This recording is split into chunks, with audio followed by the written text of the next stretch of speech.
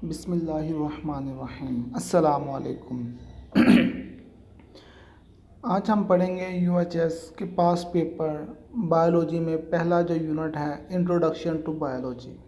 ठीक है, इसमें आपकी फर्स्ट ईयर का पहला चैप्टर इंक्लूडेड है। Got it. चलिए हम स्टार्ट करते हैं। पहला MCQs, which of the following disease can be prevented through vaccination.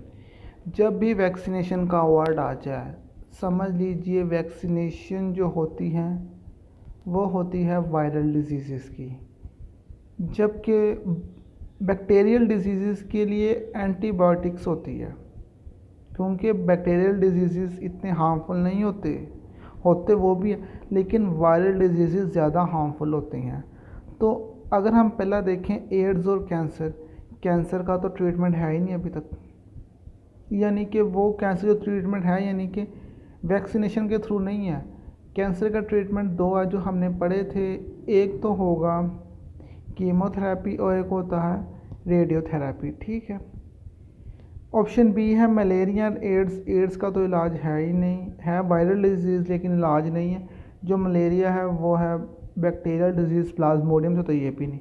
सी वाला टाइफाइड और कैंसर का वही दोबारा केस हो जो टाइफाइड होता है वो बैक्टीरियल डिजीज़ है, यानी कि वैक्सीनेशन होती है वायरल डिजीज़ के लिए। तो वायरल डिजीज़ कौन सी जो बुक में दी हुई है, मम्स हो गया, मीज़ल्स हो गया, साथ उसके स्मॉल पॉक्स हो गया, पोलियो हो गया, हेपेटाइटिस होगी, ये सारे वायरल डिजीज़ हैं, इनके लिए वैक्सीनेशन है। और वैक्सीनेशन जो सबसे पहले की थी वो की थी एडवर्ड जेनर ने।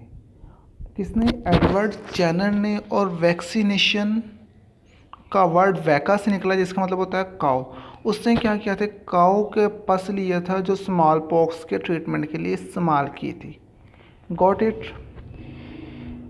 क्वेश्चन नंबर 2 आ जाओ। न्यूली प्रोड्यूस्ड सेल या individual which are identical to each other, ये हमने पढ़ा cloning is the process of developing identical copies. ये दो तरह से क्लोनिंग कर सकते हैं, हमने पढ़ा था।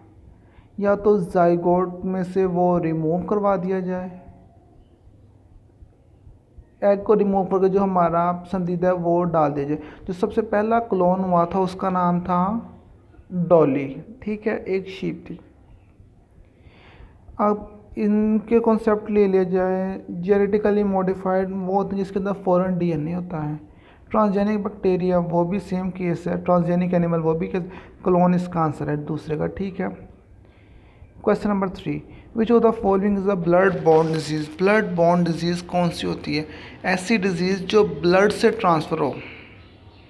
लगी समझ के नहीं? ऑप्शन ए ज़रा बाद में देखते हैं, ऑप्शन बी में जब कॉलेरा, ये ब्लड बॉर्न नहीं है तो वाटर बॉर्न डिजीज़ है, कॉलेरा हो गया। ऑप्शन सी इन्फ्लुएंज़ा, नज़ला, ये वायरल डिजीज़ है जो कि ब्लड से नहीं जाती है। कैंडिडिया, ये भी हमने पढ़ा था ना, कैंडिडिया एल्बिकेंस, किसमें फंजाई वाले चैप्टर में पढ़ा था। ठीक है, तो ऑप्शन ए हमारे पास आ जाएगा हेपाटाइटिस, क्योंकि जो हेपाटाइटिस होता है वो ब्लड से ट्रांसफ़र होता है। क्वेश्चन नंबर 4 पे आ जाओ आप। The control of paste has traditionally meant regulation by natural enemies, predators, parasites and pathogens, यानी कि इनको कंट्रोल करना है किससे? नेचुरल एनिमीज़, नेचुरली दुश्मन बना के इसकी, यानी कि जिससे नेचर को नुकसान ना हो। ये कंट्रोल बायोलॉजिकल कंट्रोल है, ये हमने चैप्टर नंबर 1 में ये भी पढ़ा हुआ है। ऊपर वाले भी सारे चैप्टर नंबर 1 ही के हैं, जो कोई यूएचएस का यूनिट नंबर 1 भी है। लगी समझ आपको इसकी? फिर आगे आता है वही अगला भी क्वेश्चन यही है, a method in which pest are destroyed by using some living organism not non living organism, this is biological control. ठीक है। Question number 6, chemicals produce by micro organism which are capable of destroying the microbes. अब देखिए जो living organisms बनाते हैं ना, antigen पहले ठीक है, एंटीजन क्या होता है? कोई भी फॉरेन एजेंट जो बॉडी में आता है उसे हम कहते हैं एंटीजन। उसके नतीजे में जो हमारी बॉडी बनाती है ना वो एंटीबॉडीज़ होती है, जो जबकि वो एंटीबॉडीज़ केमिकल में नहीं आती। हाँ, बाहर से आए एंटीजन हमारी बॉडी बनाए एंटीबॉडीज, लेकिन अगर हम बाहर से कोई केमिकल जो नॉन लिविंग जो लिविंग थिंग प्रोड्यूस करते हैं उसको हम कहते हैं antibiotics, not antibodies. Chemicals are called antibiotics. ये चैप्टर नंबर बैक्टीरिया में भी आपका नंबर 6, हाँ बैक्टीरिया वाले में भी ये इंक्लूडेड है, एंटीबायोटिक्स। लगी समझ के नहीं। एंटीसेप्टिक्स जो क्लीन करने के लिए इस्तेमाल करते हैं, बैक्टीरियासाइडल जो बैक्टीरिया जिनको कत्ल कर देते हैं, लगी समझ, ये हमने पढ़ा हुआ है।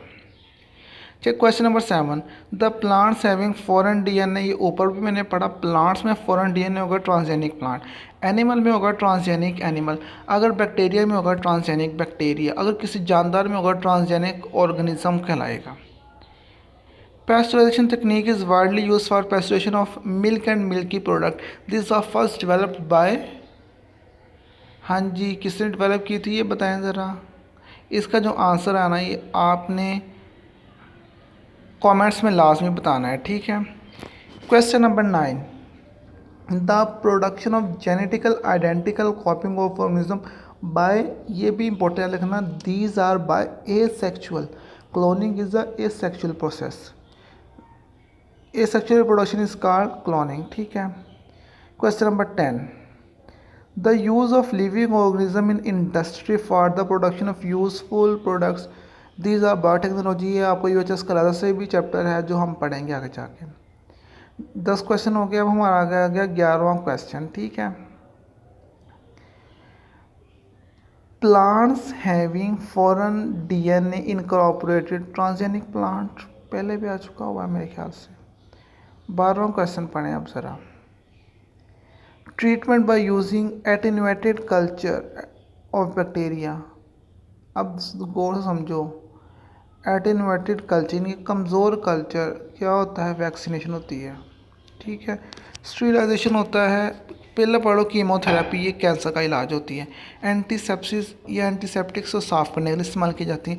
स्टीरिलाइजेशन, ये इंपॉर्टेंट एमसीक्यू है। स्टीरिलाइजेशन एक ऐसा प्रोसेस होता है जिससे सारे नॉन लिविंग थिंग्स इवन के स्पोर्ट्स को भी मारा जा सकता है। और यहाँ पे आगे vaccination. The major cause of hepatitis B, हमने अभी ऊपर पढ़ा, हेपेटाइटिस क्या, blood borne disease. Hepatitis B को सीरम भी कहते हैं और ये कौन सी होती है, ब्लड ट्रांसफ्यूजन से जाती है। 14 MCQs, which of the following edible product is widely pasteurized, खाने वाली जो पेस्चराइज, दोबारा वही कॉन्सेप्ट आ गया, मिल्क। हमने इसमें मोस्टली क्या पढ़ा, क्लोनिंग पढ़ा है। इस जो मैं अभी तक पढ़ा, क्लोनिंग एसेक्सुअल होता है और कॉपिंग में रहती है। साथ उसकी बायोटेक्नोलॉजी हमने पढ़ लिया और साथ ही साथ इसकी हमने जो मोस्टली पढ़ा वो वैक्सीनेशन से ही रिलेटेड क्वेश्चन पढ़े कि ब्लड बॉर्न डिजीज़ कौन सी होती है।